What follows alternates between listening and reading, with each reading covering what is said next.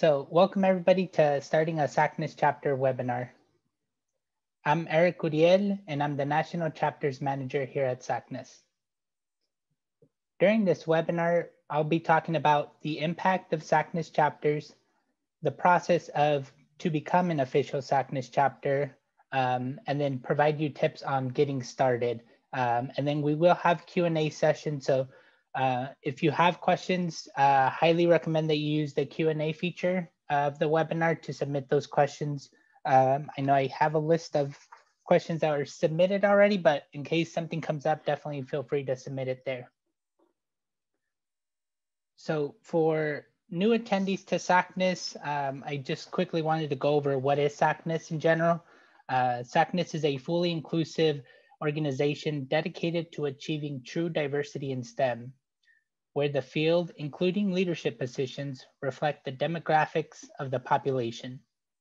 As the nation's largest multicultural and multidisciplinary STEM diversity organization in the country, Sackness creates space where all members feel they belong and can embrace their intersectional identities. So talking about the impacts of Sackness chapters. So kind of talking about what are Sackness chapters, what are some of the benefits. And actually, before I get too far along, I do want to mention that today I will specifically focus on student chapters. So how to get started with the student chapters on colleges and university.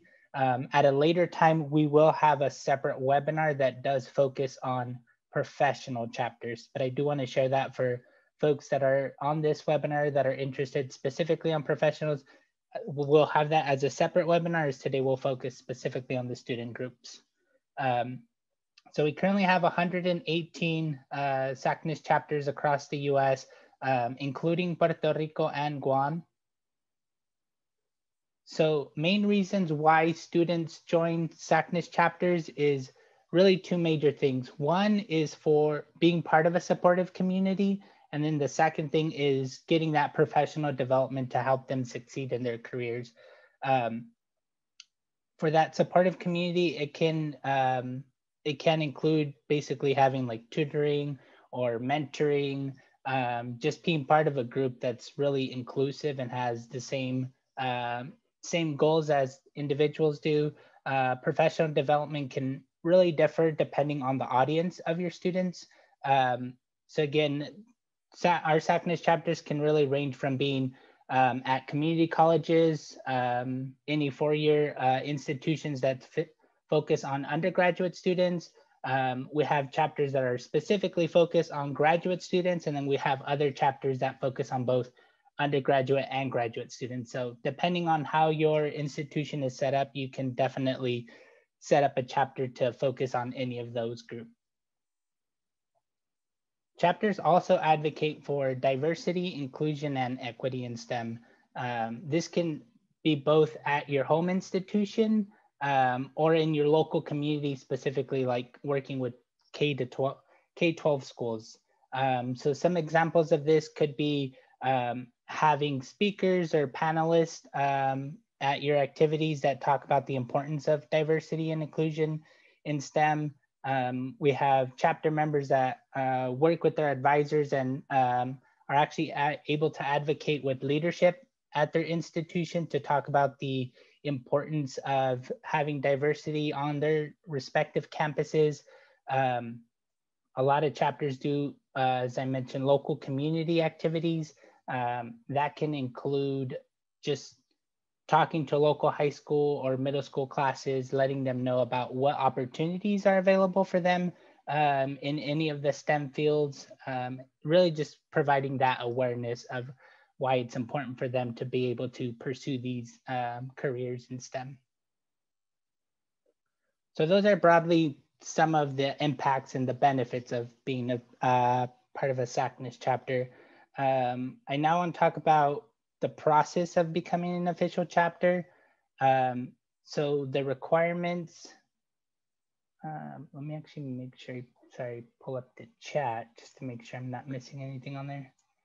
Okay, so some of the requirements that we have for student chapters are to have 10 student members. That does include the officers, having 1 or 2 advisors that should be either faculty or staff on your campus.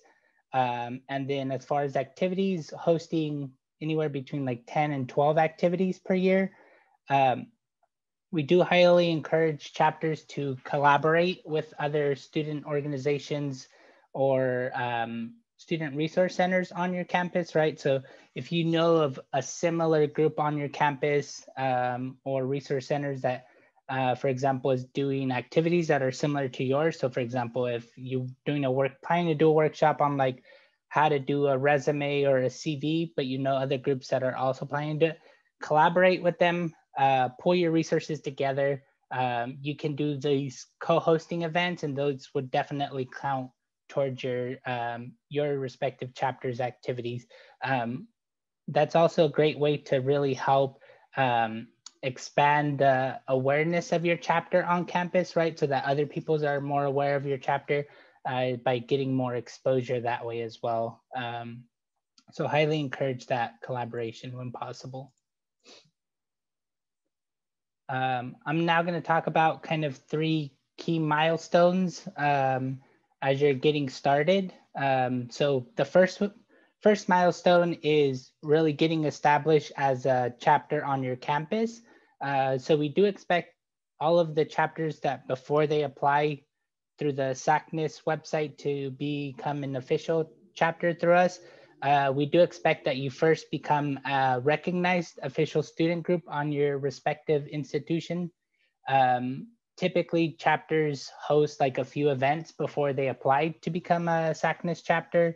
And that is one of the requirements on the application, is to provide proof that you are an official chapter on your campus. So you don't have to worry about applying to Sackness first to get started. I highly recommend that you start reaching out whenever possible to potential students that you want to be part of your group. Start talking to potential advisors that could potentially be the ones that are advising your group, and you can get the ball rolling. I know this part really varies depending on the institution. I know some schools kind of have open enrollment where student groups can be recognized anytime throughout the year, and other schools have set deadlines where there's certain times throughout the year where they have to apply. So I highly encourage you to take a look at what your specific school's kind of timeline is and like what their deadlines are, and kind of just start learning about their process to become an official chapter group there. So that's the first milestone to keep an eye out on. The second milestone is when you do become a recognized group on your campus. At that point, then you can apply through the Sackness website to become recognized as a Sackness chapter. The application, kind of key things that are included in the application are one is advisor support letter, basically saying from your advisor or advisors stating how specifically they're going to be supporting the chapter, how they're going to be providing mentorship, guidance to the group as far as planning activities, and then how they would be advocating for your chapter through the institution. So that's one of the major things, is the advisor support letter. The other one is going to be kind of short responses talking about how your chapter would address providing your students professional development activities. What type of activities would you be providing your students to be a supportive community? What type of activities you would be doing for diversity and inclusion, and then also like what local outreach activities you plan to do throughout the year. And then I believe there's also an attachment so that you can basically just list those activities throughout the year that you have. And then, as I mentioned before, you would be asked to provide proof that you're in a officially recognized chapter on your campus. That's typically just either like an email from the person at your school that works with student groups. I think those are really the major key points there. So as long as really you know what those activities are, I think that really usually is a thing that takes up the most time because it requires you to kind of plan ahead. So the third milestone, actually, let me go back a little bit. So for all of our new chapters, they're all provided once they are approved for that first step, a provisional status, which is something that we give to all of our new chapters for the first 12 months. That's just so that we can work with them and make sure that they're en route to become a successful and sustainable chapter and not just be active for that first year with that first group of students who are super enthusiastic, but then don't have a transition period. So the third milestone is after your provisional status, your chapter will be asked to submit an annual report to provide an update on your progress. Essentially what we're looking for is that chapters are still in good standing with their institution and that you're still actively meeting and you're engaging with your members. The annual report is something that you will have to submit essentially every year beyond like that first initial year. It's how we keep track of, make sure that chapters are still active. And that's how we know which chapters are still official is by submitting those reports. They're not super long. Again, they're very similar to like the application process where it's like you're asked to submit a timeline, which we do have a template on our website. So we encourage you to actually like fill that in as you go throughout the year so that you're not necessarily creating like a new timeline at the end of the year. You're kind of just filling it out as you go. Similarly, there's a advisor report, which that advisor just provides an update on how they supported your chapter throughout the year. So it's very similar, like the documents that you'll provide during this annual report, very similar to the information that you're asked during the application process. So some of the tips on getting started, let's see here. So actually, before I forget, I think I have this on a later slide, but I will mention that our next application period is August 4th. So we do have the application available throughout the whole year, but we do have certain points throughout the year where we review those applications so that you know when to expect kind of like that review process to begin. The next one we have scheduled is August 4th. With the next year coming up, I think we're aiming to do like 4 application review periods. So we're still working on getting those set. But the one after August 4th is probably going to be like in December or January, more or less. So once we finalize those dates, they will be on the website. So just to let you know, like if you don't have all your information, you don't think you're going to be able to submit everything by August 4th, you won't have to wait too long before you can apply for the next application period. So moving on to tips on getting started. So this is kind of just common things that I've seen as applications get submitted, and like I talk to chapters throughout the years and kind of things that I think are helpful to think about when you are planning to get started. So the first thing is when you're looking at your chapter officers, just making sure that they're all at different academic levels is going to be really important. So that this is going to be important for that sustainability year after year, right? So that if you do have some officers that are going to be sticking around for at least 1 or multiple years after they are finished with their term, ideally they would be available to still not necessarily be in a different officer position, but if they're still part of the membership, they can provide guidance to the following officer years.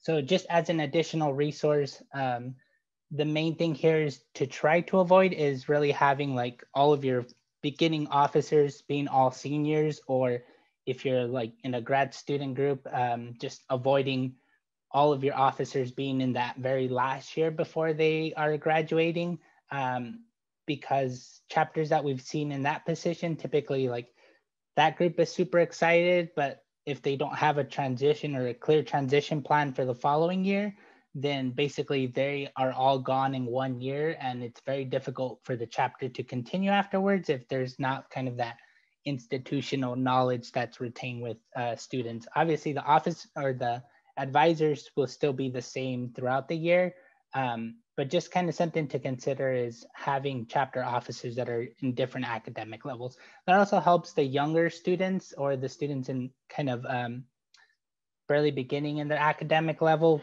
gain additional experience and leadership skills, so that by the time they are there for at least a year or two, like then they can take on more leadership opportunities and really just have a lot of more institutional knowledge about the chapter. Number two, so number two is really having a conversation with potential advisors to make sure that they will have the time for this commitment, right? So really the advisors are going to be focused on, as I mentioned earlier, on providing mentorship to your students, providing guidance to officers when they're planning the activities, and then they should really be a main advocate for the chapter at the administrative level, right? So chapters are also expected to do fundraising on their own, really come up with the fundraising. And a lot of that falls on getting funding through different departments or just your institution in general. So they're going to be a key component in that level to advocate for your chapter. But the thing again here to emphasize is making sure that when you are looking for advisors, to have that conversation that not only can they do those things, but making sure that they have the time commitment for it. Some of the things that I've seen or heard about from some chapters that struggle sometimes is they have professionals that are super enthusiastic to help out, but they just have a lot of responsibilities already at the institution, and it's very difficult for them to regularly meet with students, and sometimes they struggle in the long run. So it's really important to have that conversation in the very beginning, like not only can they provide those things, but making sure they have the time to be able to do that. And then with advisors, we do ask that you have one or two. From what I've seen, typically having 2 chapter advisors is ideal if possible, because that also helps balance the workload between the 2 advisors. So just keep that in mind as well, that ideally if you can get 2, that's preferred, but if you just have 1, that's totally fine as long as they have the time commitment for it. The third tip that I have is asking students what activities or information they would like to see from your chapter, right? So each chapter is going to be different. Your memberships are going to be different between campuses and schools. So we do provide on our website kind of resources on, in general, what type of activities you should be doing. But really, you should be tailoring your activities to meet your respective members' needs. So the best way to really find that information is just asking them, right? Whether it's a simple survey or a poll, just about what type of activities they would like to see from the chapter. And that's really going to be really important for your membership retainment and then membership recruitment later down the road, right? So if students are seeing that your chapter is providing them the resources that they need, they're more likely to keep coming back and tell other students about the chapter versus you just kind of arbitrarily setting up activities that may or may not be relevant to them. So yeah, that's what I recommend, is just asking your members. It could be like a simple, like short survey online that you send out to students who may be interested in joining your chapter, just asking them what they want. And I have a bonus tip. So another thing that I hear sometimes is that once chapters get started, they typically run into the issue because they typically start, and this makes sense, right? They start off with the students that they typically hang around with, that they know, and that typically starts from like one individual department. But then they kind of do their advertisement within that department. So the key thing is really just advertising your chapter and your activities across various STEM departments, right? So that really just helps broaden your your audience and your membership to different different fields, right? So the easiest way I think to do that is just asking faculty from different departments if you can have a couple of minutes during like their classes to introduce their students to your chapters. Can seem daunting in the beginning, but it's super helpful, especially if you specifically are like looking at those courses that are more like general classes. So it's like usually the younger students that are taking those general classes, and those classes are typically pretty big. So you can take advantage of that and really use that time to just let them know that your chapter is going to be on campus and what some of the activities you plan to do. And if you're not really sure who to reach out to, I highly encourage your advisors to really help you provide those introduction to other faculty. So really they can set up that introduction to who you are for the officer specifically. And then you can follow up with those faculties and kind of just give them more information about your chapter, let them know why it's important. And if you can just have a couple of minutes during one of their classes to just share about your chapter. All right, so now I'm going to transition to Q&A. I know I already have a lot of questions submitted, but if you want to submit more questions, definitely use the Q&A section. So let me pull that up. Actually, you can stop sharing. Oh, wrong button. Stop share. There we go. Okay. So let's see here. So one of the questions I received is it worthwhile to start a chapter at a historically and somewhat recently racist institution? I think it's very important because, right, one of the key things that I mentioned is the chapter is really advocating for diversity and inclusion and equity on your campus. So I think regardless if that's kind of that history at your institution, I think if you have the group of students and advisors to address those issues, I highly encourage you to definitely start a chapter.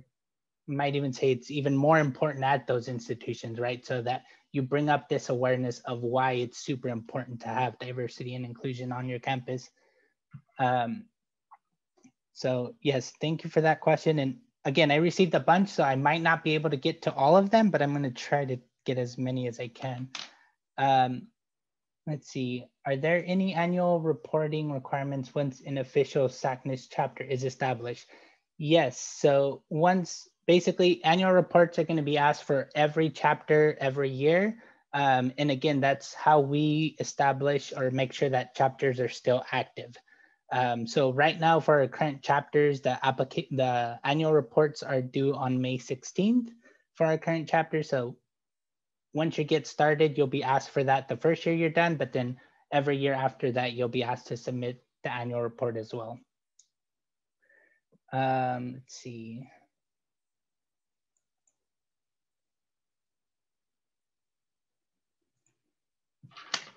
So another question that I have is, how do we begin seeking out faculty advisors for the chapter? I would recommend first, if you have like diversity, diversity focused groups on your campus, I would maybe recommend starting there and reaching out to them. If you're not sure of any faculty off the top of your head, I would start by also contacting student resource groups and kind of seeing like who they would potentially recommend that may be potentially an advisor that may be interested in helping you out. So I would start at that point if you don't have any specific advisors in mind. What role can faculty play and can they start a chapter? So as I mentioned, the main roles of the faculty advisor is going to be, or the advisor could be faculty or staff, is to be able to provide mentorship to your just general students, being able to provide guidance on like the type of activities that are being planned, and then providing that providing that, advocating for your chapter at the administrative level. Other faculty can also support your chapter, like they don't necessarily have to be advisors, but again, they can definitely help out with some of those other things that I just mentioned, right? So if you do have faculty that are supportive, but maybe don't have the time to be able to be like a full-time advisor, they can still be able to support and just kind of follow along what activities your chapter is doing, and they can share some of those activities either on social media or just like on the department bulletin or something like that. Just basically sharing what's already happening on campus. I got another question of how to reinstate a chapter. So if there was a chapter at your institution that's been inactive for a while, essentially you would just reapply with the same information I just shared and basically start over. So that's what I would recommend if you don't have any information of what your chapter has done in a while. Overcoming challenges in organizing a Sackness chapter in a community college. Yeah, so the challenge at community colleges is really that fast turnover rate. What I highly recommend for community college chapters is really being able to establish kind of that sustainability across the years, right? So it's like if you have the clear set of like what the roles are and the responsibilities of each officers, just tracking like what activities you do every year and kind of just having that historical context is going to make it super easy so that new students that come aboard, they can see what's already being done. And this isn't just specifically to community colleges, like this is something that's important for all chapters, but specifically for community college students that have that really fast turn rate.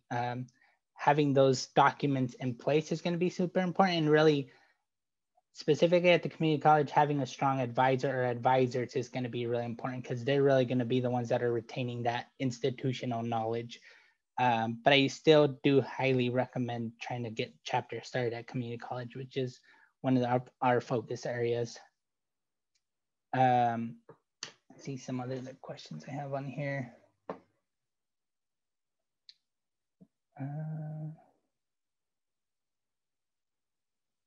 Is it okay to have a chapter that includes both undergraduate and graduate students? Yes, if you have both groups, you can definitely have one chapter that supports both of them. Those are really strong because your graduate students can also serve as mentors to the undergraduates. So highly encourage that if you have that opportunity. Are there any limitations to the usage of the Sackness logo if a chapter is not yet applied to become a Sackness chapter?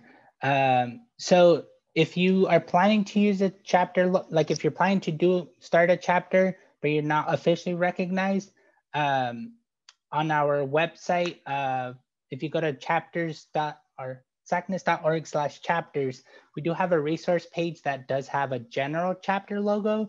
We highly recommend that you use the general chapter logo for chapter use instead of using the green Sackness national logo. So we do prefer that you use the chapter one. Goodness, I'm running out of time here. Let's see if I can get one more. And if I don't get to your question, please feel free to reach out to me and I can try to address your questions afterwards.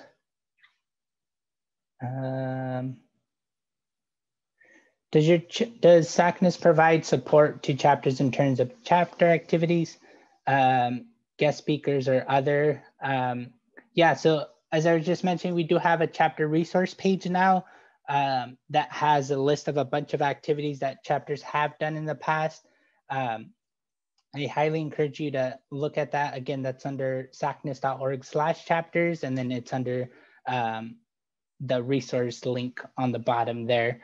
And then we are working on ways of using our online community within the Sackness membership to be able to connect chapter members with each other, so that if you are looking for speakers, like guest speakers, you can reach out to other chapter members to get more information or reach out with that type of request. So I want to be respectful of everybody's time. I just have a couple more slides here that I want to go over before we conclude here. So basically, I just want to share For next steps, we do have upcoming webinars that I highly encourage you to check out on sackness.org/webinars. I know we will have future webinars on chapters that are not already listed on there, but keep an eye out. Once we do get those scheduled, they will be on there. After you finish this webinar, you'll get a link to provide a survey. Highly encourage you to fill that out. That provides us with information that really helps us improve our webinars. And the last thing I want to mention is if you go to sackness.org/chapters and then click on the start chapter, you'll find all the information on how to specifically get started, some of the information I already shared. The next application deadline is August 4th, but as I mentioned, we will be having regular review periods throughout the year. So it won't be too long after that in case you do miss that deadline. If you have any additional questions, please feel free to reach out to me at chapters@sackness.org. And for those questions that I didn't get to, I will try to reach out to you and respond to those questions. But with that being said, thank you everybody for being on this webinar. Once it is recorded, it will be posted on sackness.org/webinars. Thank you again and have a great day.